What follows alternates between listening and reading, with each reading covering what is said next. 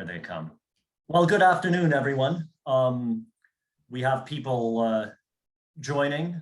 Welcome to the fourth Dostoevsky book talk in our series this year. I'm Anton Fedyashin, the director of the Carmel Institute of Russian Culture and History.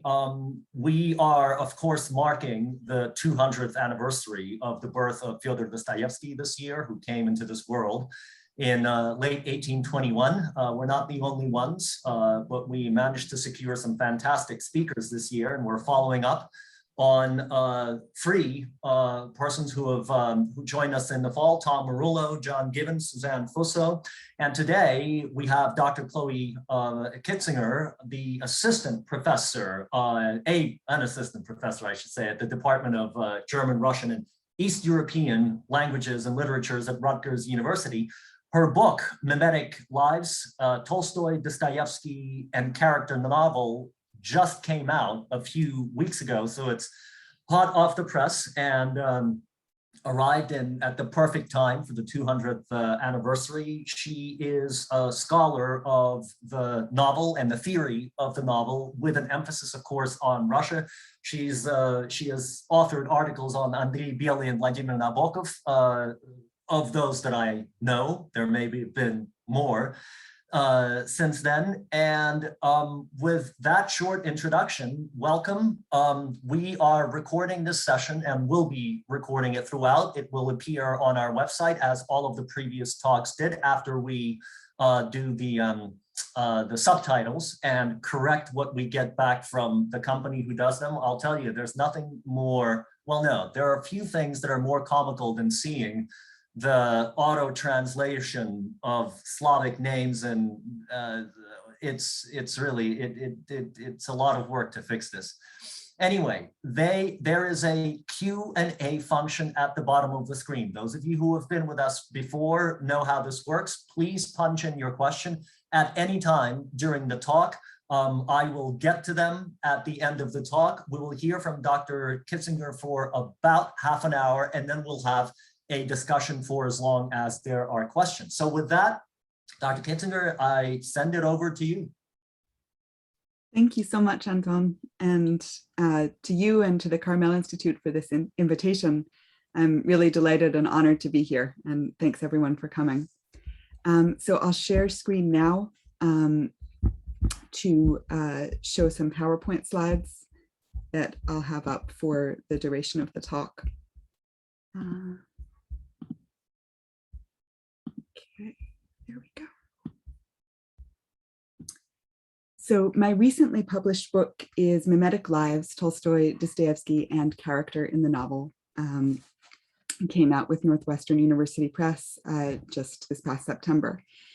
And the fundamental question that my book asks is, what makes some characters seem to be so real?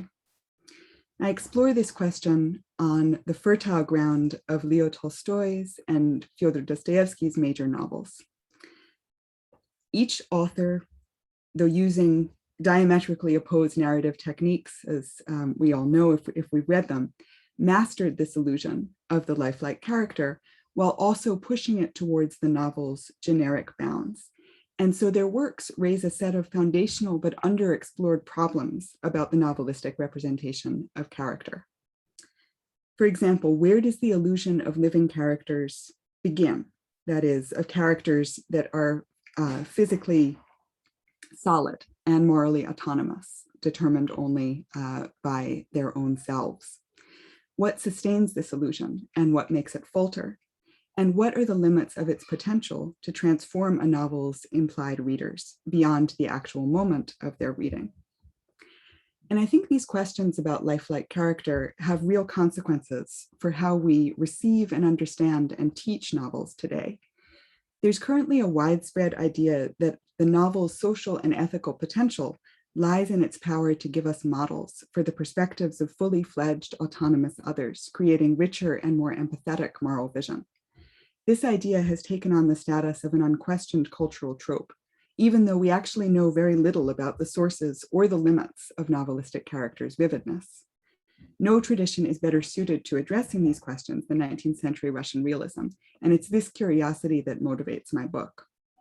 By tracing Tolstoy's and Dostoevsky's experimental methods of characterization, I offer a detailed account of how realist novels foster and sustain the impression of characters who live with their own independent lives. But I also argue that contrary to our intuition as readers, this life effect both begins and ends with our absorption in novelistic narrative. The very techniques that support mimetic characterization in the novel set a boundary around the reader's encounter with the characters, which limits the novelist's power to use this encounter for lasting spiritual and social change. So that's sort of the argument in a nutshell. My book makes this argument over the course of a theoretical introduction and 4 chapters devoted respectively to Tolstoy's War and Peace, Dostoevsky's Notes from Underground and the Adolescent, Tolstoy's Anna Karenina, and Dostoevsky's The Brothers Karamazov. And I'm glad to talk about these texts or any others during the Q&A. But I want to take some time first to explain in more detail what I mean by Tolstoy's and Dostoevsky's experiments with the basic terms of realist characterization. And I hope for this purpose, you'll bear with a rather heavy dose of literary theory. I'll then speak more specifically about Dostoevsky's experimental techniques of characterization and a text that I see as a limit point of this experiment, his novel, The Brothers Karamazov.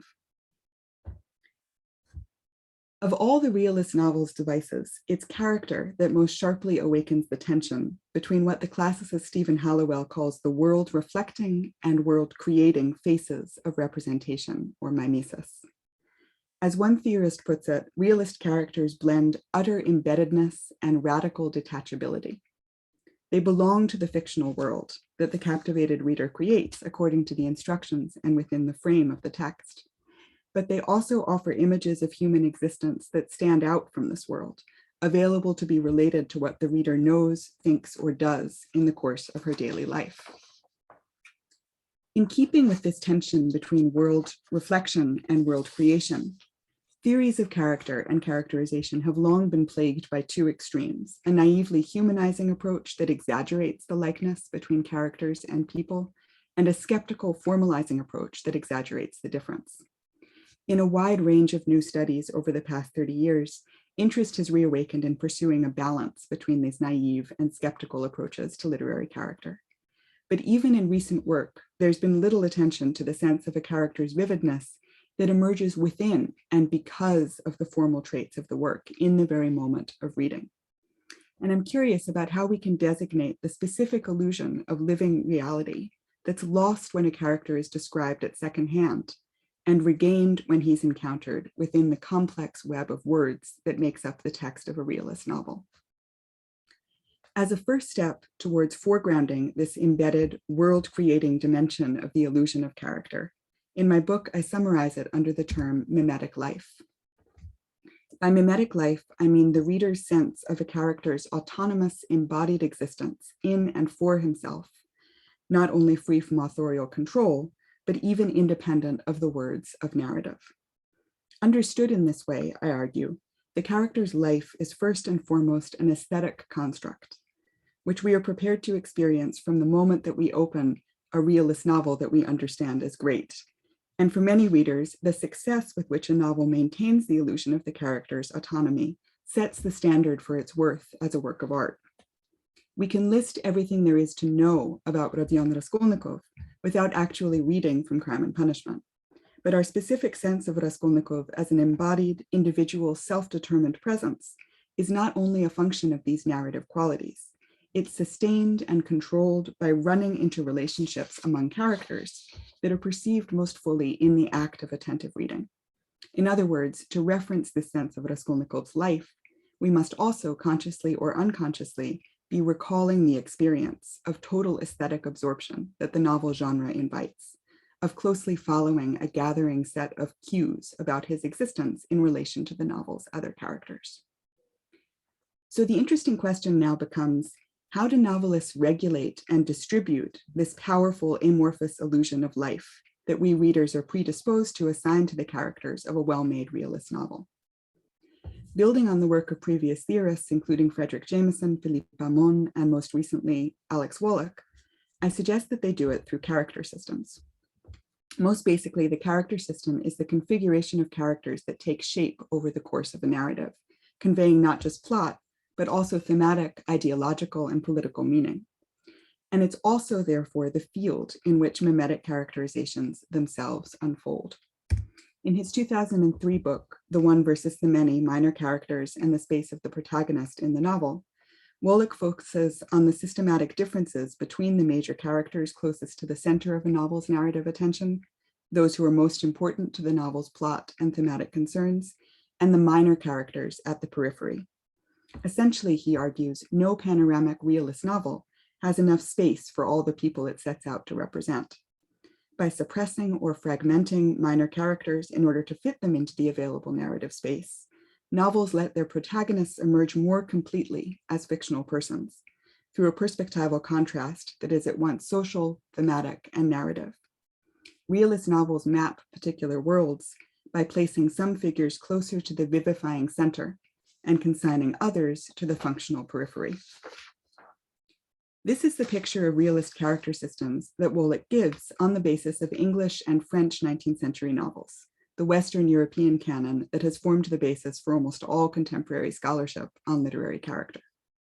But if you're a dedicated reader of 19th century Russian novels, you know that this picture of major characters living at the center of the work and minor characters consigned to the functional periphery doesn't always quite fit. Consider Tolstoy's War and Peace. The center of narrative attention in this novel epic is divided among 5 protagonists and their families, dozens of minor characters, and literally thousands of others caught up within the represented historical events. Here, as in any novel, central characters organize and move us through Tolstoy's fictional world, Rostov's and Bolkonskys at the vivid center, Kuragin's and Drubetskoy's at the functional periphery. Tolstoy intensifies and underscores these roles through his trademark technique of repetition. He tells us over and over again that Natasha Rostova is alive and Alen Kuragina and Boris Drubetskoy are statues or machines. But as the narrative progresses, the balance of its attention and representational ambition shifts from this stable system of named fictional characters that I've diagrammed here on the slide towards the multitudes flickering on the novel's historical margins, these huge crowds of characters that have no names within the novel. In these marginal characters, Tolstoy suggests, there's a degree of mimetic truth that rivals the truth of his most intricately vivid fictional protagonists, a truth that comes precisely from all that his novel will never tell us about them. The point is not just that Tolstoy's focus strays from his protagonists, rather that in his fiction, as in his anti-heroic theory of history, the very condition of being a protagonist or hero comes under attack. It starts to seem better to be away from the center of narrative attention. The case of Dostoevsky's character systems is more complicated, and I'll return there in a moment. But any student of Mikhail Bakhtin will see the challenge that Dostoevsky's dialogic novels pose to the vision of implied personhood as a limited resource distributed by a central narrative authority. And Dostoevsky had his own culturally, spiritually, and politically conditioned anxieties about individual protagonicity or heroism. They come equally to the fore in Crime and Punishment, where misgivings about the idea of the extraordinary man take the paradoxical shape of a narrative obsessively centered on a single character, and in The Idiot, whose Christ-like protagonist emerges only in spite of what is overtly narrated about him. Thus, in a novel by Tolstoy or Dostoevsky, a strong narrative focus on the protagonist might indeed suppress or distort the lives of minor characters, but it might also leave these lives unaffected or even enhanced. Taking as primary examples the novels of Tolstoy and Dostoevsky, or for that matter, Gogol or Goncharov or many others, it begins to seem that there is wider variation than has yet been acknowledged in how novelists make differences within a bounded character system correspond to the relational illusion of mimetic life.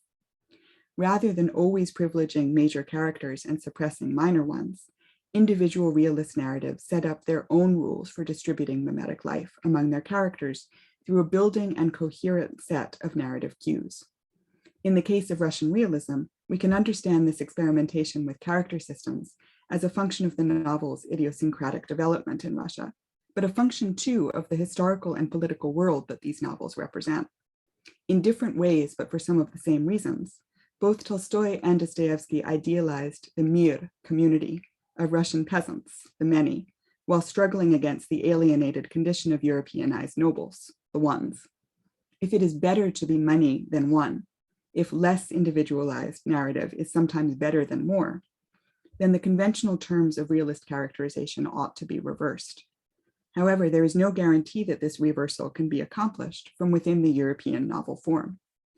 Any approach towards realizing it then becomes a titanic work of illusion that operates at once with and against the mimetic resources of realism and the novel themselves.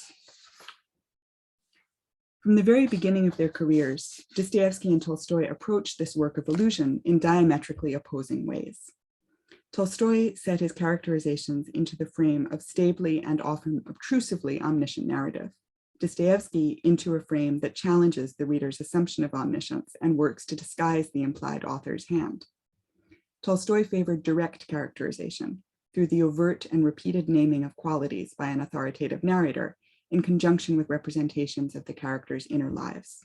Dostoevsky more often relied on indirect techniques, indicating characters through the evidence of a speech, emotion, action, or thought, rather than through extensive authoritative description. Using these opposing techniques, Tolstoy and Dostoevsky each took to new heights the ideal of mimetic life, epitomized by a protagonist at the center of an absorbing fictional world.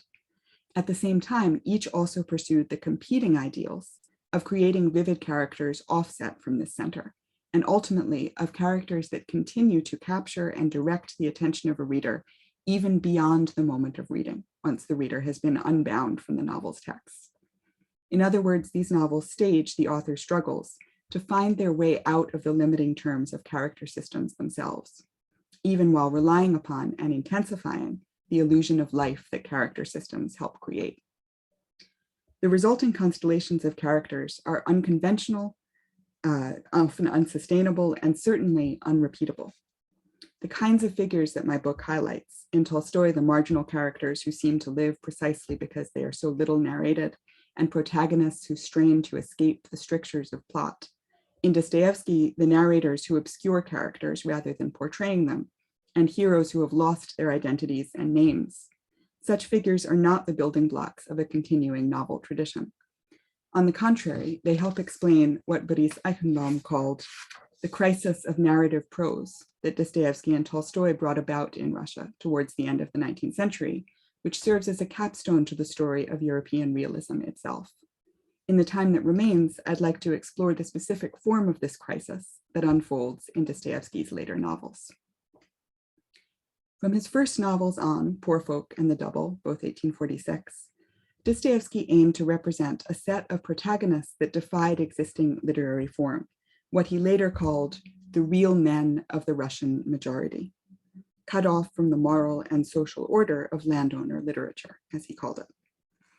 His technique was to project these characters, these real men of the Russian majority, backwards from their own utterances about themselves, finding the elements of tragedy, as he writes in this quotation from a drafted but unpublished preface for The Adolescent. He finds the elements of tragedy in these characters precisely in their consciousness of monstrosity, which seems to defy any reduction to form or system.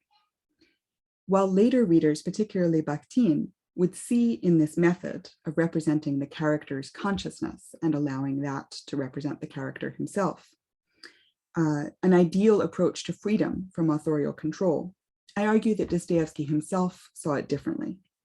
A character like Dostoevsky's underground man is not freed from his author so much as he is consumed by that author's absence, condemned to exist only in the form of a self-conscious fictional voice, without so much as a proper name to lend him external definition. This unmoored first-person consciousness or voice reflects, moreover, a divorce from the traditional religious, moral, and social foundations of life, which Dostoevsky saw as endemic to post-reform Russia. To capture the ambivalence of this condition, we need a metaphor less optimistic than freedom. Over the course of his 1860s to 70s novels, Dostoevsky himself reflected on this condition through the master trope of illegitimacy, the state of estrangement from one's rightful origins and name. This estrangement or illegitimacy begins in Notes from Underground as a narrative condition, describing, again, the total severance of the underground man's dialogic voice from the sphere of his omniscient author. In subsequent works, that severance rises to the surface of the plot, as Dostoevsky tries to write a novel that would have an illegitimate son as its protagonist. He tried first with The Idiot, equivocating for months in his notebook over the question of whether the character who would become Wishkin should be legitimately or illegitimately born. Next came his notes for The Life of a Great Sinner, Житие великого грешника, from 1870, imagined as a contemporary epic to rival Tolstoy's historical novel War and Peace. Dostoevsky never went beyond densely concentrated initial sketches of this novel, but the great sinner as projected in Notes also seems to have been illegitimately born, a character who could represent, again, both the tormenting loss and the spiritual potential of life cut off from its original foundations. Dostoevsky realized this character at last as Arkady Dolgoruki, the narrator hero of The Adolescent, Podrostok, 1875. Told almost entirely by Arkady and subject to his profound confusion about the most basic dimensions of his life, The Adolescent exaggerates the Dostoevskian protagonist's radical detachment from narrative design. However, in doing so, it reveals the contrasting utopian fantasy of a novel that would arrest modern spiritual and social dissolution simply by transforming it into a mimetic work of art.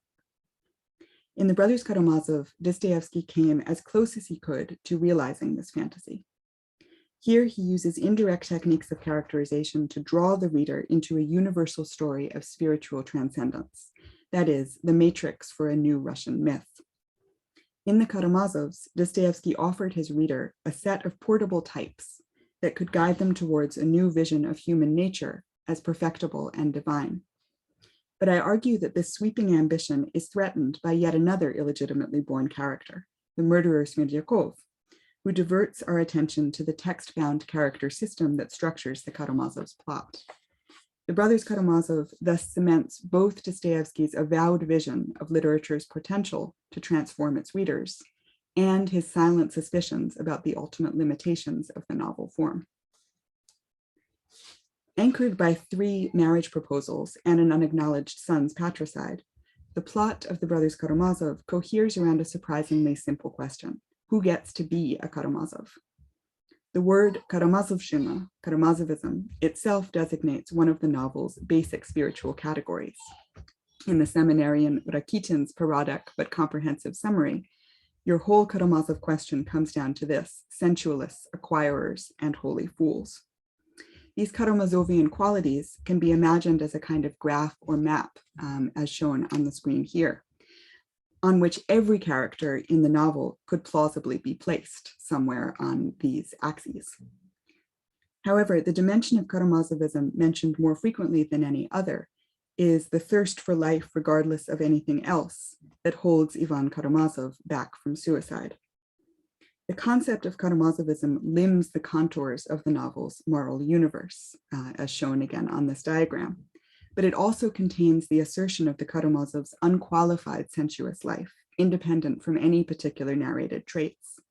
In the sphere of Karamazovism, the possibility of complete moral degradation is always counterbalanced by the possibility for redemption contained within the continuation of life itself. And in turn, this constant reassertion of the Karamazov's physical and material thirst for life creates a degree of narrative vividness around these characters, the Karamazov brothers and their father, unrivaled by any other characters in the novel. In a striking departure from his underground novels of the 1870s, written under the sign of narrative illegitimacy, here Dostoevsky thus constructs his character system around a single named family, whose name, moreover, stands, just as the Rostovs stand in War and Peace, for reality and animation. But elaborating this composition around the breed force of Karamazovщина with Tolstoyan rigor, Dostoevsky worked at the same time to give it a new flexibility and openness, refitting a Tolstoyan strategy of characterization for the yet unformed figure of the real man of the Russian majority. The novel relies for its stability on the thematic system centered around the name Karamazov. It gains its miraculous openness and fluidity from each Karamazov's apparent freedom to work out a relationship to the qualities that this name implies. Thus, the crucial juncture in the plot of each brother comprises a scene on a kind of inner stage in which he seems to have to place himself in relation to the question of his own Karamazovism. We see the hellish version of this scene in Ivan's hallucinatory interview with his devil, which dramatizes a split between two irreconcilable versions of himself, one a murderer, the other only a Karamazovian scoundrel, Padliets. There's also an ecstatic version. Alyosha, after the crisis of faith precipitated by Father Zosima's death, throwing himself to the earth in literal contact with his Karamazovian sensuality, to be lifted again from within as threads from all those innumerable worlds of God all come together in his soul. Whether by questioning or by choosing to embrace the bounds of their Karamazovian nature, at each of these moments, the protagonists seem to leave behind the world of narrative fiat, the fixed identity to which the novel's implied author has assigned them. But all the while, the organizing central structure of their family novel remains just as firmly in place. In his last novel, in other words, Dostoevsky writes a set of protagonists whose characters can be emptied of given or finalized traits, and who yet preserve their defining outlines and designated places in the novel's cosmology. These figures orient the systematically narrated fictional identity, most often associated with characterization in the realist novel, towards something less text-bound and more capacious, closer, as hopefully inset generic signals throughout the novel imply, to religious and hagiographic legend and myth. The portable image of Karamazovism offers the reader a space of moral struggle that is, so to speak, pre-sanctified by the assurance of a human nature that can be perfected. Adopting this seductively vivid fictional image, the reader also, at least temporarily, embraces the premise that created fiction could be a faithful model of created world. For Dostoevsky, perhaps, the essential promise of realism itself. But this project is threatened by a question that the narrative of the brothers Karamazov tries hard to prevent us from asking. What if the entire construct of Karamazovism depends on contrast and juxtaposition with the relatively minor characters who are not Karamazovs, who throw into relief their unquenchable thirst for life and hold their unfinalized identities in place? In other words, what if Karamazovism as a model for being is not really detachable from the novel's unfolding fictional text and our absorbed experience of reading it and following the interrelationships among characters that the text creates? This is an anxiety about character systems, and I think it lies behind Dostoevsky's vigorous narrative suppression of the Karamazov's probable brother, Smerdyakov. Both the narrator chronicler and the other characters are apt to frame Smerdyakov as a misplaced object, unworthy of careful consideration and unwelcome when he demands it. Ivan resents his presence with a visceral anguish, toska, as if, quote, somewhere some being or object was standing and sticking up, something left in the wrong place, a handkerchief dropped on the floor. The narrative works to solidify this paradoxical impression that Smerdyakov has accidentally been left at the very crux of the plot of the brothers Karamazov, carrying out the theft and murder that spurs on each brother's transformation, while keeping the thief and murderer from having to be a Karamazov himself. The master metaphor for this crucial but unauthorized role in the narrative is, not coincidentally, Smerdyakov's illegitimate birth, and the exclusion that it motivates from the Karamazov name and the inner circle of Karamazov protagonists. This exclusion has striking narrative consequences. One is Smerdyakov's suicide. Always a squeamish eater and a dandy, he ends by turning away absolutely from the depth of the earthly life force that unites the four so-named Karamazovs, solidifies them as realist protagonists, and anchors the possibility of their redemption. Smerdyakov's alliance with surfaces rather than depths is reflected in turn in the key aspect of his characterization that technically curtails his participation in the Karamazov's spiritual plot, the compounded opacity of his inner life, which is closed off not just from the reader, but also from Smerdyakov, the contemplator himself. And this is the passage that famously compares Smerdyakov to Ivan Kramskoy's painting of the contemplator, Sodzhetsatl. With the description of Smerdyakov as contemplator, It is as if the entrance to the inner starlit vault where Alyosha senses the threads of all God's worlds, or to the hallucinated room where Ivan talks with his devil, has been covered over with the canvas of Kramskoy's painting. We can link the identification with Kramskoy's contemplator, in turn, to Smerdykov's affinity for the surfaces of texts, for the letter rather than the spirit, witnessed by his slavish assent to Ivan's provocative maxim, if there is no God, then everything is permitted. Indeed, in his eagerness to be directed by just what is written or said, Smerdjakov resembles a character in search of an omniscient narrator. Like the underground man and Arkady Dolgoruki of The Adolescent, he yearns for the kind of self-evident, all-embracing narrative authority that Dostoevsky regretfully abandoned in order to represent the conditions of contemporary life. In the case of The Adolescent, this yearning lies at the very center of the narrative, and it opens the door to the utopian dream of a future novel that would help restore the reader's vision of a world susceptible to divine creation. In The Brothers Karamazov, by contrast, Dostoevsky found techniques for writing a new Karamazovian protagonist in the present, a character that can seem, even as he keeps his place in an intricate thematic structure, to stand alone without narrated traits as an undefined and independent self. The space of that self becomes the setting for the novel's most critical scenes, in which the devil is struggling with God and the battlefield is human hearts, as the novel puts it. But the virulence of Smerdjakov's containment shows how thoroughly he endangers the power of these new mythical novelistic types and the anti-contemplative mode of reading that they demand. Smerdjakov is crucial to the novel's intricate artistic construction, and for this very reason, Dostoevsky prompts us to forget him. All the more striking, then, that a sizable body of criticism has been devoted instead to Smerdjakov's rehabilitation, ranging from defenses based on his troubled childhood to the claim that in a novel where food is so significant, the only chef could hardly be a villain. He too is thus subsumed under the dialogic illusion that characters act freely, and that every character, no matter what is narrated of him, holds the potential for reformation and change. I think this is something of a double bind. To write Smerdjakov into the illusion of what he might be, that is, to venture into the inner space of his character that the narrative seals off, is also to erase what he is, to erase what is retrograde about Smerdjakov just by absorbing him into what is new about the brothers Karamazov. On the other hand, the moment in which a reader declines to speculate about Smerdjakov's redemption implies her submission to the written literary text that both grounds and limits the character system of this novel as a whole. It's the moment when our experience of the Karamazovs and their world joins up again, albeit invisibly, with the bounded aesthetic experience of being absorbed in a fictional world. This conundrum suggests that Tolstoy's War and Peace and Dostoevsky's The Brothers Karamazov run into the same limit from opposite ends. That limit can productively be described as the boundaries of a novelistic character system. Creating characters whose vividness captures our imagination, both writers try to extend that vividness beyond the bounds of fiction, and in doing so, ironically, they show just how fully the illusion of living characters depends on the novel's text and the relationships among characters established within it.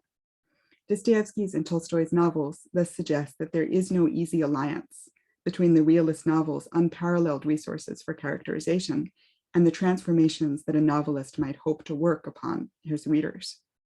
Their philosophical, spiritual, and social ambitions are driven, but also frustrated, by the capacity to weave lifelike characters that lies at the novel's generic core. Let me end by returning briefly to some of the contemporary questions with which I began. It's often said that encounters with novelistic characters should make readers more empathetic, but the real moral consequences of novel reading remain elusive. The systematic, self-contained nature of mimetic life, as I've sketched it in this talk, helps account for this disjunction.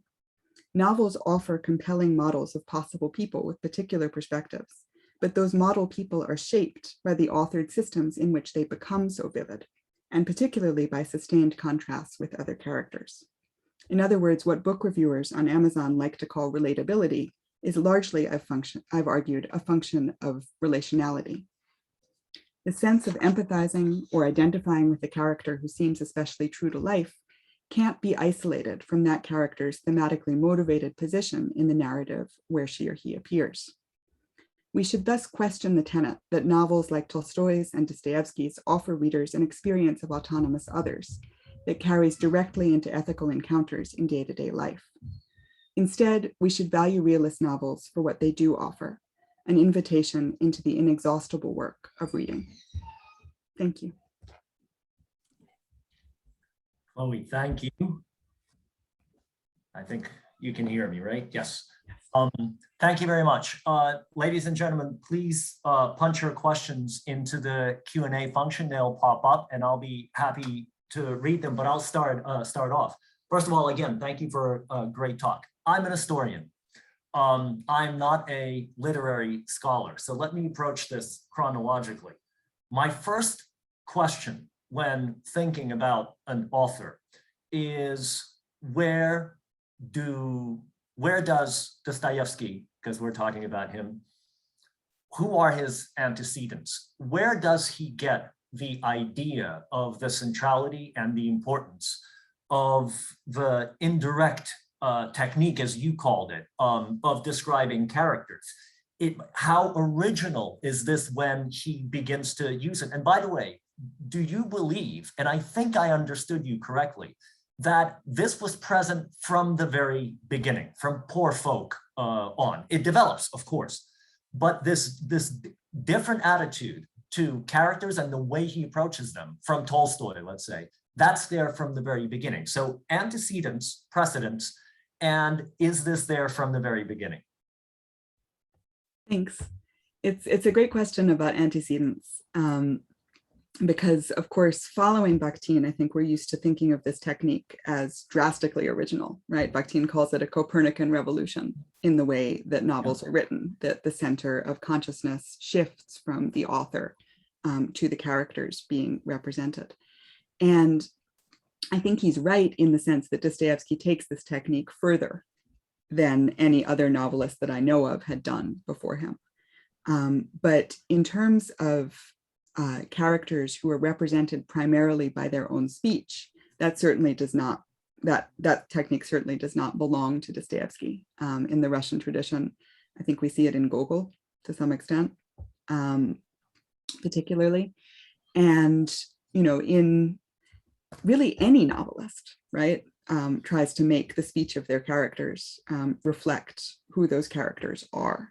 The innovation in Dostoevsky is that he takes away a lot of the scaffolding that most novelists put around that representation and makes it do much of the work of representing the characters on its own. And in terms of his early work, I absolutely think that this technique is there from the very beginning. Yeah. And I think there are some novels in which it's more prominent and some in which it's less prominent, but Poor Folk, I think, is one of the novels where it's really most clear. And where Dostoevsky is most sort of playing with this device of having the character represent himself. Do you see, well, let me put it this way, what kind of balance do you see then between, let's start with Poor Folk, because it is the breakthrough piece and it's an epistolary novel from the get-go. He throws that's what he uses. He defines his characters through their own words, literally, written words, of course. But there's an enormous amount of detail in those words about the living conditions of the characters, right? The descriptions of the walls, the kitchens, the poverty, the furniture, the buttons, right, that fall off. Is it fair to give Dostoevsky so much credit for internalizing this when the outside world is very much present, even in the first novel? There's so much realism in it, except that it's expressed through the characters' letters. Is that a fair question to ask? Is how profound is this inward turn? Yeah, I think it is fair to ask that, except that I don't think anyone ever claims that there isn't an external world in Dostoevsky's novels, right? Of course there is. And the characters have external appearances. We very often get quite detailed descriptions of how the characters look from the perspective of an external narrator, although that doesn't happen so much in Poor Folk. But again, I think the difference is that Dostoevsky makes those details of the external world part of his characterizations, in a sense that what matters about them is how the characters see them, and how the characters present them, right? In the case of poor folk, in their own voices. And so what's innovative about this technique is not really that it's an inward turn, right? So much as that, again, Dostoevsky places so much weight on this fact of the character's speech and thoughts to represent him. And I think an even better example in this regard is Dwaynik, is the double, where the character's inner landscape kind of gets spread out over all of his external world, right? So that we're no longer even sure which details that he's seeing are real and which ones are functions of his imagination. And again, Dostoevsky's not alone in this. It's the technique of romantic realism that also is associated with Dickens, with Gogol, with others who were important precedents to Dostoevsky. But for me, the fundamental point is that Dostoevsky was trying to put a new kind of person into the novel, right? These real men of the Russian majority that he describes in the draft preface that I showed. And the only way that he can think of to do that is to have them speak for themselves, because they simply don't fit into the kinds of plots and the kinds of representational techniques that he knows from previous novels. Would you then, let me put it this way, how do you feel about the term realism then applied to Dostoevsky? Does it make sense to call this psychological realism?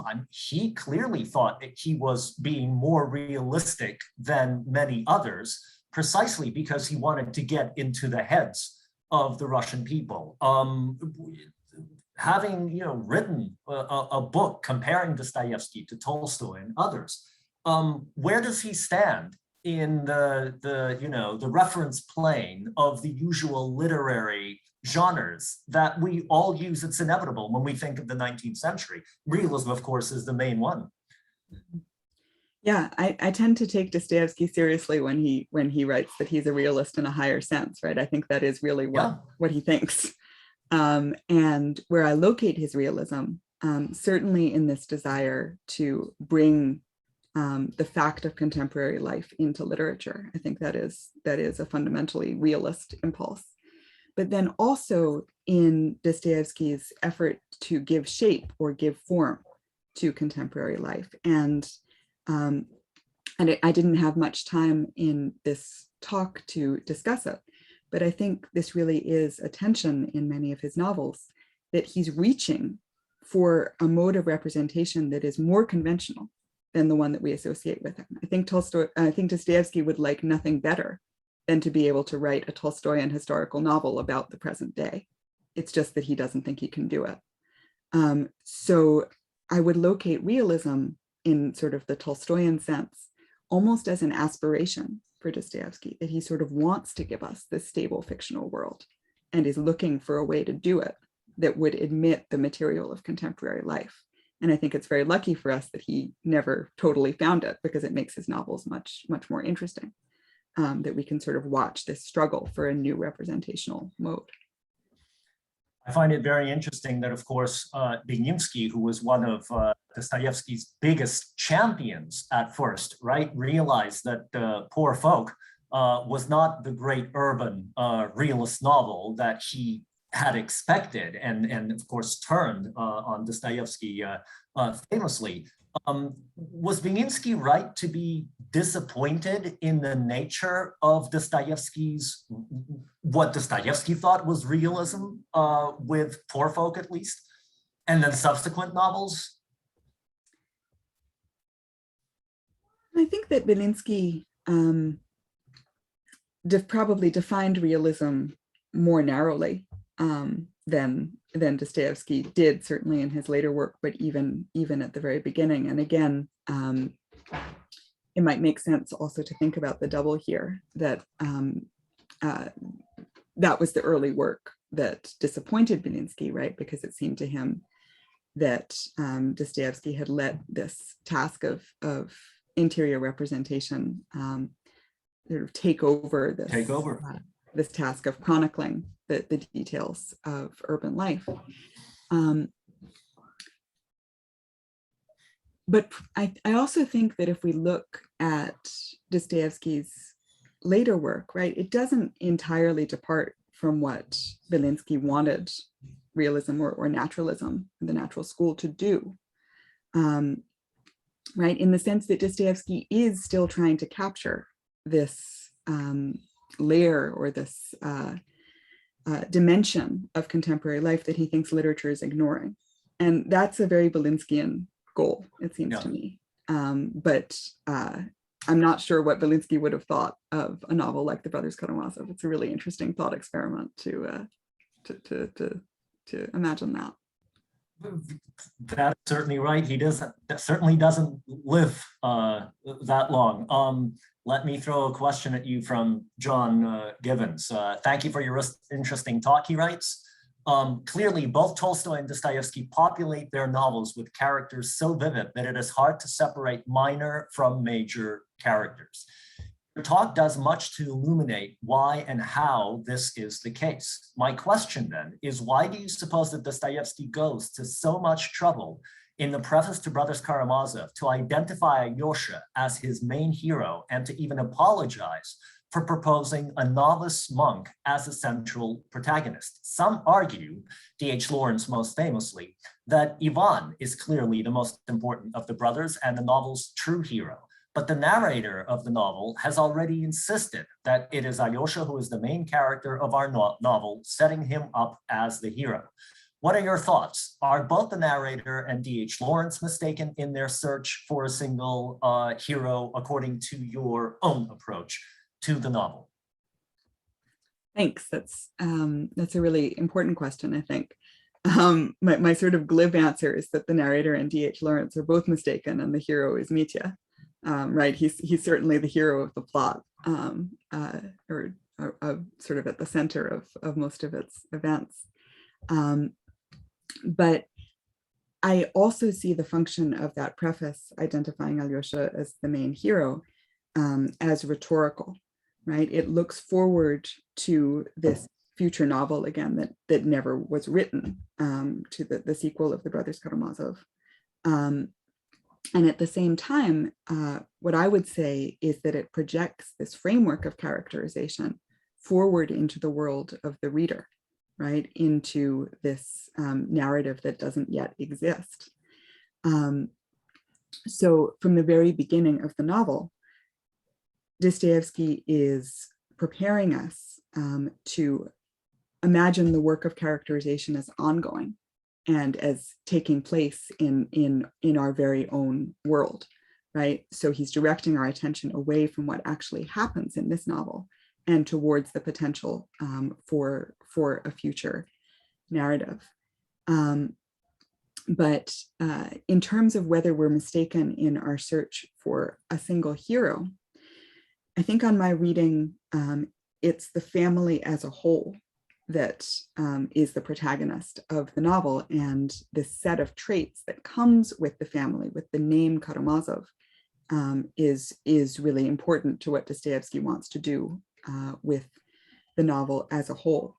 So in that respect, then I would say, yes, we are mistaken in a search for a single hero, because the interesting question is how the different members of that family work together to embody different dimensions of Karamazovism, and again, of this vision of people as perfectible that is implied in this identity of the Karamazovs.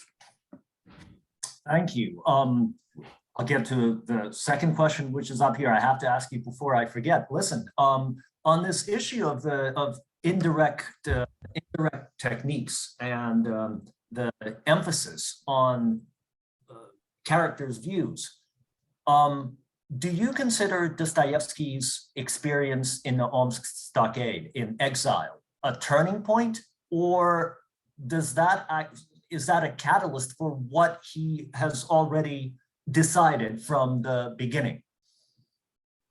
A narrative technique, I mean, upon which he had already decided in the beginning. Right.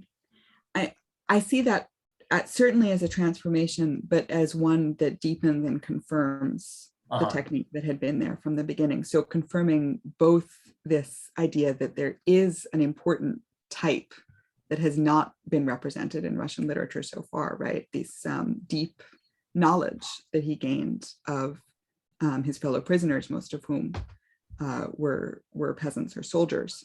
Yeah.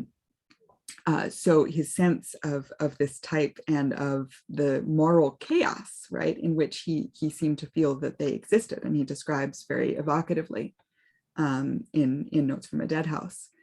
And then also at the same time, this conviction that aesthetic form and that image can help resolve this chaos that he saw.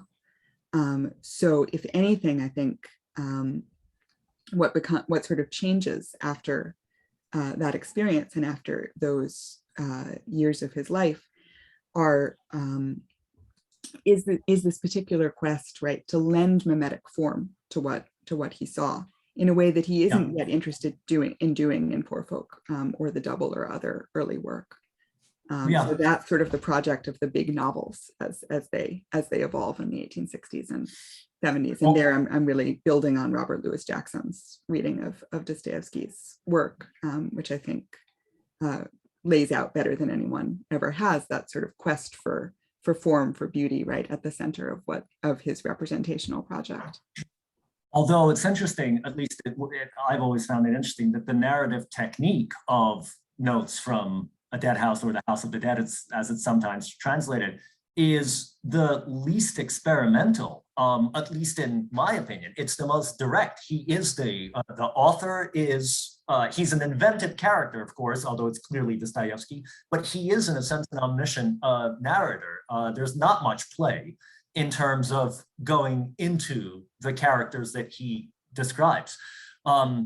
I'll shut up at this point. Let me get to another question from an anonymous attendee. Would you call the large inclusiveness and complexness of the characters in their novels, I take it the person means Dostoevsky, Tolstoy, that this is also a part and effect of Russian culture and history, and in what ways? You mentioned the 1860s and its impact. Can you unpack that a little bit? Yeah. It's always a tough question to try and relate literary form to historical conditions, but I think inclusiveness and complexity is really a feature of realism, right, across the places where it was practiced. So if you look at the English realist novel, 19th century novel, if you look at French realism, Balzac's encyclopedic account of French culture and society, sort of across all of these different environments and modes. I think realism is an encyclopedic genre, right? And so I wouldn't say that the mere fact of inclusiveness and complexity are particularly Russian. What does seem to me to be different, as I mentioned briefly in the talk, is that the Russian writers I'm looking at are less sure of the emphases that we should be placing within these big social pictures or portraits. So I think it comes very naturally to Dickens or to Balzac to have the central characters who are privileged sort of subjects of narration, and then all of these other characters peripheral to them who do the work of sort of maintaining the plot or maintaining the environment or sort of creating key transitions, right, for the major characters. And it seems to me that what Tolstoy and Dostoevsky do differently is to try and break that pattern, right? And that effort to break that pattern, I think, is a function of Russia's particular cultural history, and particularly of this kind of anxiety. Is it better to be many than one, right? Is it better to be this part of this, as I think they saw it, this sort of anonymous mass of peasants who knew who and what they were, and not be one of these self-questioning, self-doubting nobles who can't get away from their own self-consciousness. I think that is a question for both Dostoevsky and Tolstoy in different ways. And I think it leads them to do different things with these huge inclusive character systems that are characteristic of realist novels in general. Thank you. Listen, I would add to what you just said that peasants may not need others to define them also. That's another approach to the self-sustaining, self-defined characters. Another question from Suzanne Fusso, and we're coming up to the end of our talk. Suzanne writes, thank you for a wonderful talk. What do you make of the loophole the narrator leaves in never definitively confirming that Fyodor is Smerdykov's father? Is this another sort of illegitimacy for Smerdykov on the level of the novel's symbolic system, denying Smerdykov access to the identity of Karamazovism that you identify? Suzanne, yeah, I think I hadn't thought of that, but I think that makes really good sense. The other thing that I would say about it is that by leaving that uncertainty, it also leaves Smerdykov's nature and origins in doubt. As many people have written, he is this kind of demonic figure. And that comes partly from the sense that he doesn't have human parentage, right? That he's somehow kind of sprung from the earth. And that is part of what's behind my reluctance to read Smerdykov as this person in the novel who, is redeemable and whose actions can be explained by dimensions of his childhood or his history, right? Of course, it's possible to read him that way, but there are also all of these signals in the novel that he isn't quite human. And one of them is this ambiguous fact of his parentage. So I agree that it works really well to say that he's been kind of doubly exiled from Karamazovism because he's an illegitimate son, or he may not even be a Karamazov at all. But he is also, I think, kind of pointedly marked as something other than a human character. And that serves to distance him again from what I see as these new methods of characterization that Dostoevsky was developing in this novel, that are meant to embrace and also to kind of guarantee and almost anoint humanness, right, as fundamentally perfectible, fundamentally divine. I think he very pointedly excludes Smerdyakov from that definition. I have to ask you about the role of women and family life in Dostoevsky's own life. In your research and in your thinking about these Dostoevsky's forms of narration, did you see any kind of connection between Dostoevsky and, let's say, earlier in his life, from which women are almost completely missing, then through Apollinaire and the Isaeva and the disastrous love affairs and the first disastrous marriage, and then the finding of, albeit after a rough start, roulette and all that, but finding of peace and familial stability with Snitkina. And do you believe that his personal circumstances affected the depth, form, or any of the process of this narration? Or were those factors completely external to what he did as an artist? Again, I think it's always really hard to relate the events of an author's life, right, in a coherent way to the forms of their novels. But certainly the variety and the depth of Dostoevsky's characterizations does grow, I would say, with time. And that's true of both his female characters and his male characters. And so if we sort of try to think about how he might have imagined men and women differently, right, after these events that you're that you're describing in his life, right? This, I think, is actually one of the tricky things about thinking about characterization in Dostoevsky. On the one hand, his characters are extremely individual, right? Because they're all created by these thoughts that they have and dialogues that they have with one another, things that they say. But on the other hand, they're quite formulaic. Leonid Grossman, the Soviet Dostoevsky critic, compares his cast of characters to commedia dell'arte plays, right? In every novel, you have kind of the same set of characters, and they play out different plots in different ways. And I think that's really true. And I'm sure that that configuration of characters that we see across his major novels, I'm sure that those characters had analogs in his life and that he sort of drew those types, so to speak, from people that he knew. But to me, the really interesting work is to see how those configurations play out in each of the novels. So I don't think so much about who their antecedents might have been in real life. Excellent. Well, listen, this perfect timing. It's 6:01. Thank you so much for taking the time to speak to us today. One last time, the book is Mimetic Lives, Tolstoy, Dostoyevsky, and Character in the Novel from Northwestern University Press. Just came out a few weeks ago. Our recommendation is for everyone to drop what they're doing, rush out, buy the book, read it. It'll make better people of all of us. And then read Dostoevsky and Tolstoy and all the wonders that Russian literature has provided for us. Dr. Kitzinger, thank you very much for your time. And we look forward to seeing all of you for the next installment of our Dostoevsky Talks. Thank you. Спасибо. Thank you all so much for your questions and for being here. Thank you.